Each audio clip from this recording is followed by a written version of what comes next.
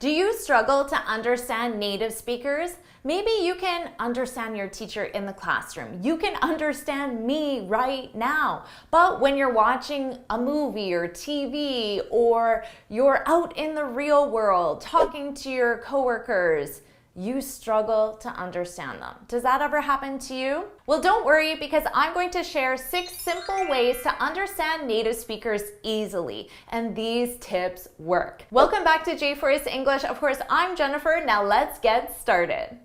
What do you mean she can't make it? Did you hear what I just said? What do you mean she can't make it? I said, what do you mean she can't make it? But of course, I didn't say it like that. I said, what do you mean she can't make it? Notice how I said, what do you? What do ya? What do ya? What do you mean? What do you mean? This is called connected speech, and native speakers love connecting their speech. But of course, this makes it difficult for you to understand us. So let me share the most common connected phrases that you need to know. The first one, of course, what do ya? What do ya? What do you mean? What are you doing? What do you want? How do you know she can't make it? Did you catch this one? How do you? How do ya? How do ya? How do you know? What you doing this weekend? Did you get this one? What are you becomes what ya? What ya? What ya? What you doing this weekend? So make it your goal to learn these connected phrases, but for now, focus on the top 3 you need to know. What do ya? How do ya? And what ya? How about this one? How are you going to get to the mall? How are ya? That's a connected phrase. How are you? How are ya? How are ya? Gonna. Now this is a reduction. We take 2 words, going to, and we reduce it into one, gonna. These are informal. They're very casual, but they're frequently used in spoken English. I gotta go. I'm sure you know this one. Got to sounds like gotta. I gotta go. Give me a break. Gimme, gimme, give me a break. Give me sounds like gimme. I don't know. I don't know. Don't know as a reduction. I don't know. I want to go to the movies. Want to becomes wanna. Start with these and pay attention and keep adding more reductions to your speech. We'll be there at 5. We'll be there at 5. We will be there at 5. We'll be there. Will. This is a contraction. We take 2 separate words and we form one word. The thing you need to know about contractions is that they are grammatically correct. You can use them in your spoken English and your writing, and although they do sound more casual, they are grammatically correct. I would never say it is a hot day. I would say it's a hot day. It's a hot day. I would not say she is my friend. I would say she's my friend. She's my friend. Now, because of this, students might not get the verb because it's in a contraction. You must learn contractions if you want to understand native speakers. Let's start with the most common. It is, it's. There is, theirs. I have, I've. You are, your. Should not, shouldn't. Will not, won't. Start with these and keep adding contractions to your speech. It will help you understand native speakers. Let's try that listening exercise from the beginning again. What do you mean you can't make it? What do you mean you can't make it? I'm sure you already understand this a lot more because you now understand the connected speech. But did you also know I said make it, make it? Now, if you looked at each individual sound, it sounds like may, kit. So you might be thinking May, the month of May, April, May, and kit, like a Kit Kat bar? I don't understand.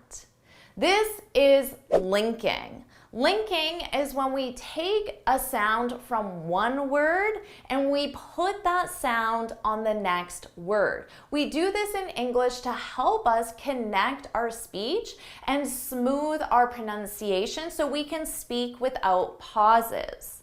Make it. Notice there's that k on make, but it forces me to take a pause. Make it. So to get rid of that pause, I take that k and I put it on the next word. Make it. Make it. Let's try another listening exercise. You shouldn't walk alone at night. Now, I used a contraction. Should not becomes shouldn't. You shouldn't. And then I said walk alone. But again, there's that k sound. So I take that K sound and I put it on the next word and it becomes cologne. But cologne sounds a lot like men's perfume, which we call cologne. For women, it's perfume, but for men, it's cologne. So this can cause confusion because you might think I just said cologne, meaning men's perfume. But this is part of walk alone. Walk alone. Walk alone with linking. The best way to get comfortable with linking is to study native speakers. So instead of listening to an entire 30-minute episode, just listen to one sentence on YouTube or on TV and pause and listen to that sentence many, many times and really get comfortable with how those sounds are pronounced together. And really get comfortable with how those sounds are pronounced at a natural pace. Let's try a listening exercise. I got a lot of merch. I got a lot of merch. I got a lot of merch. Here I used a reduction. A lot of is pronounced a lotta, a lotta. Now what is merch? Maybe you understood the sound, you understood I said merch, but you have no idea what that means.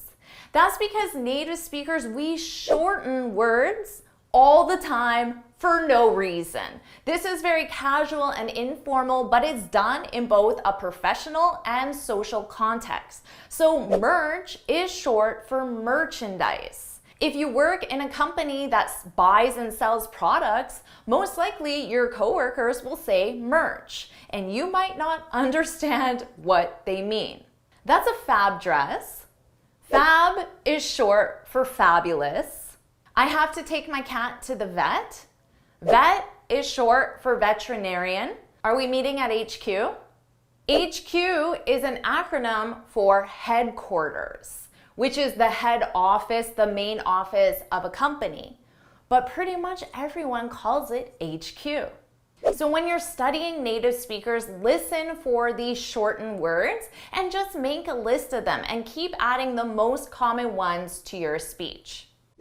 Let's try another listening exercise. You gotta cut it out. You gotta cut it out. I used a reduction, got to, gotta, you gotta. Cut it out, cut it out, cut it out. Now maybe you heard the what and you're thinking, what does Jennifer have to cut out? Does she have to cut something out? But no, because this is an idiom. So to understand native speakers, you have to learn phrasal verbs, idioms, and expressions because we use them all the time. Take a look at this article from Forbes magazine. Now, everything I have underlined is either a phrasal verb, an idiom, or an expression. And they don't have literal meanings. So maybe you understood the word cut, but that doesn't help you understand my message because it doesn't have a literal meaning. Now, there are hundreds and hundreds of phrasal verbs, idioms, and expressions, but don't worry because I have many video tutorials on my channel already. So make it your goal to add one one a day, one phrasal verb, idiom, or expression a day, and that will be 365 in 1 year. And by expanding your vocabulary with these phrasal verbs, idioms, and expressions, it will really help you understand native speakers. So now you know exactly what you need to do to understand native speakers. So which are you going to focus on first? Which do you have the most difficult time with? And if it's number 6, phrasal verbs, idioms, and expressions, I want to tell you about the Finally Fluent Academy. This is my premium training program where we study native English speakers on TV, movies, and YouTube so you can improve your listening skills of fast English, expand your vocabulary, learn advanced grammar, learn correct pronunciation, all at the same time. So you can look for the link in the description for more information on how to join. And before you go, make sure you download your free speaking guide to speak English fluently and confidently in 6 easy steps. You can click here to download it or look for the link in the description. And you can get started with your next lesson right now.